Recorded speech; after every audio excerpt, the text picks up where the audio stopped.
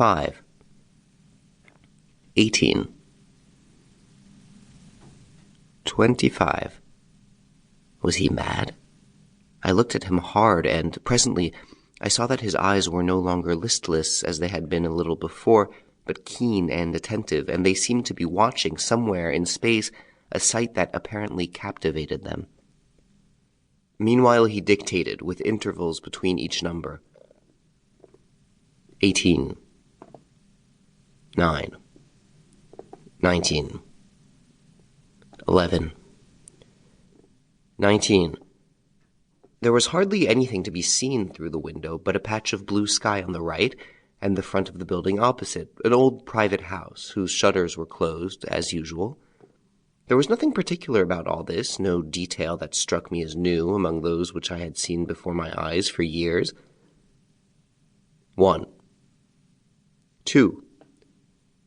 And suddenly I understood, or rather I thought I understood, for how could I admit that Lupin, a man so essentially level-headed under his mask of frivolity, could waste his time upon such childish nonsense? What he was counting was the intermittent flashes of a ray of sunlight playing on the dingy front of the opposite house at the height of the second floor. 15. 22, said Lupin. The flash disappeared for a few seconds and then struck the house again, successively, at regular intervals, and disappeared once more. I had instinctively counted the flashes, and I said aloud, 5. Caught the idea? I congratulate you, he replied sarcastically.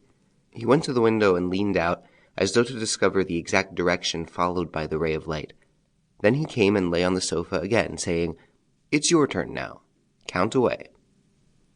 The fellow seemed so positive that I did as he told me. Besides, I could not help confessing that there was something rather curious about the ordered frequency of those gleams on the front of the house opposite, those appearances and disappearances turn and turn about like so many flash signals.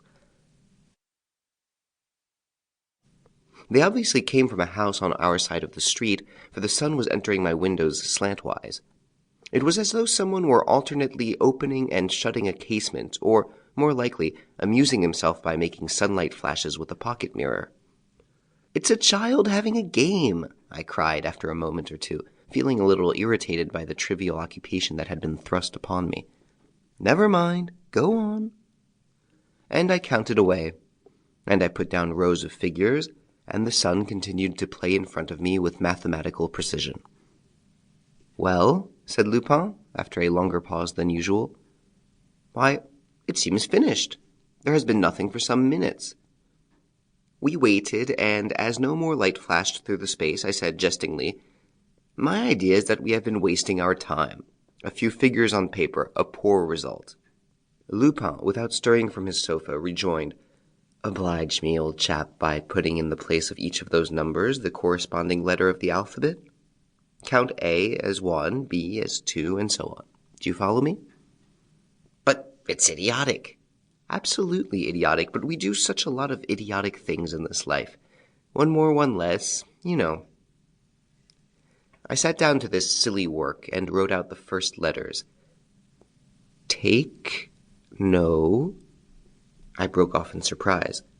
Words, I exclaimed. 2 English words, meaning, go on, old chap. And I went on, and the next letters formed 2 more words, which I separated as they appeared. And to my great amazement, a complete English sentence lay before my eyes. Done? Asked Lupin after a time. Done. But by the way, there are mistakes in the spelling. Never mind those, and read it out, please. Read slowly. Thereupon I read out the following unfinished communication, which I will set down as it appeared on the paper in front of me. Take no unnecessary risks. Above all, avoid attacks, approach enemy with great prudence, and... I began to laugh. And there you are, fiat lux. We're simply dazed with light. But after all, Lupin, confess that this advice dribbled out by a kitchen maid doesn't help you much. Lupin rose without breaking his contemptuous silence and took the sheet of paper. I remembered soon after that, at this moment, I happened to look at the clock. It was 18 minutes past.